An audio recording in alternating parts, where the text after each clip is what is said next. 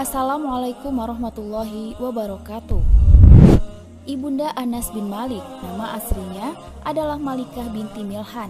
Beliau juga dipanggil dengan sebutan Humaisa atau Rumaisa, tetapi lebih dikenal dengan panggilan Ummu Sulaiman. Semasa jahiliyah, Ibunda Anas bin Malik masih menjadi istri Malik bin Nadar. Dari pernikahan mereka, lahirlah Anas bin Malik.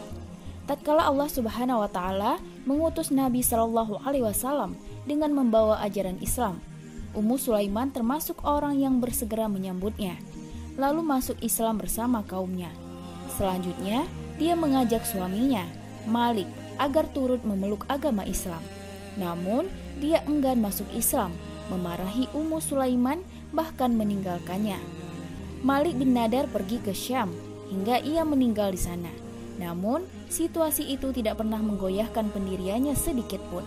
Padahal, pada waktu itu sosok laki-laki merupakan pilar dan pondasi stabilitas keluarga. Keteguhan Ummu Sulaiman menunjukkan keimanan yang tertanam kuat dalam jiwa. Keteguhan hati, tekad yang kuat, dan cita-cita yang hebat.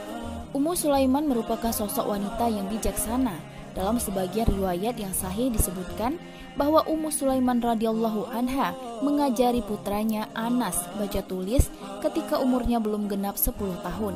Sehingga ketika diserahkan kepada Nabi Shallallahu alaihi wasallam, Anas sudah pandai baca tulis.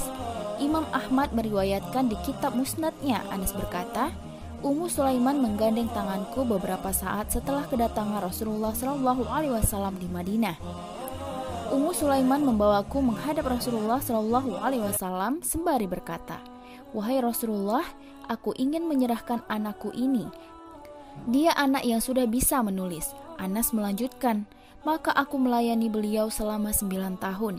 Beliau tak pernah mengomentari buruk tentang apa yang aku lakukan.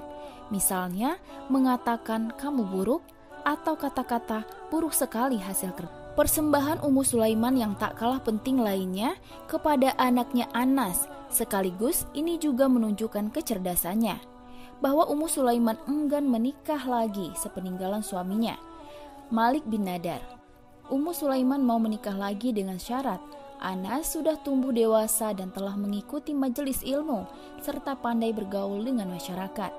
Ummu Sulaiman berkata, "Aku tak menikah lagi sampai Anas mencapai usia baligh hingga pandai bergaul." Anas juga pernah mengatakan soal ini, "Semoga Allah membalas kebaikan pada ibuku atas kebaikannya kepadaku. Beliau telah merawat dan menjagaku dengan sebaik-baiknya." Syarat pernikahan Ummu Sulaiman yang terkait dengan sang anak telah terpenuhi. Anas telah mencapai usia baligh, sudah mampu bergaul dengan siapapun layaknya orang dewasa. Setelah itu, lamaran pun mulai berdatangan. Salah satunya dari seorang sahabat mulia, Abu Talhah, Zaid bin Sah al-Ansari. Ummu Sulaiman kemudian menikah dengan Abu Talhah. Allah Subhanahu wa taala telah mengatur semuanya. Pernikahan keduanya pun menjadi salah satu tanda dari banyak tanda kekuasaan Allah Subhanahu wa taala. Awalnya, ketika Abu Talhah datang untuk melamar Ummu Sulaiman, Abu Talhah masih dalam keadaan kafir. Ummu Sulaiman, perempuan cerdas dan hebat ini berkata, "Wahai Abu Talhah, orang sepertimu tidak layak untuk ditolak. Akan tetapi sayang, engkau ini orang kafir, sedangkan aku seorang muslim. Engkau tidak halal untukku. Jika engkau mau masuk Islam, maka itu aku terima sebagai maharku." Maka Abu Talhah pun masuk Islam, dan keislamannya pun dijadikan sebagai mahar pernikahannya. Sabit al-Bunni berkata, "Tidak pernah kami mendengar mahar yang lebih mulia dari maharnya Ummu Sulaiman, yaitu Islam." Allah pun menganugerahkan kebaikan kepada Abu Talhah berkat keislamannya dan pernikahannya dengan Ummu Sulaiman. Abu Talhah menjadi salah satu tokoh dari kalangan Muslim Ansar di Madinah. Dia merupakan salah satu dari 12 orang yang mengikat janji setia kepada Rasulullah SAW dalam peristiwa Baiat Aqobah. Dia juga ikut serta dalam perang Badar dan berbagai pertempuran setelahnya. Abu Talha menjadi salah satu dari pahlawan pemberani dan pemanah handal di masa jahiliyah maupun setelah Islam. Abu Talha turut mendapat keberkahan Ummu Sulaiman, seorang wanita hebat dan ibu yang diberkahi. Demikianlah kisah yang sangat menginspirasi bagi banyak kaum perempuan, khususnya kaum ibu. Kisah ini kami kutip dari buku Ibunda Para Pengubah Wajah Dunia, karya Syekh Ahmad Al-Jauhari Abdul Jawad.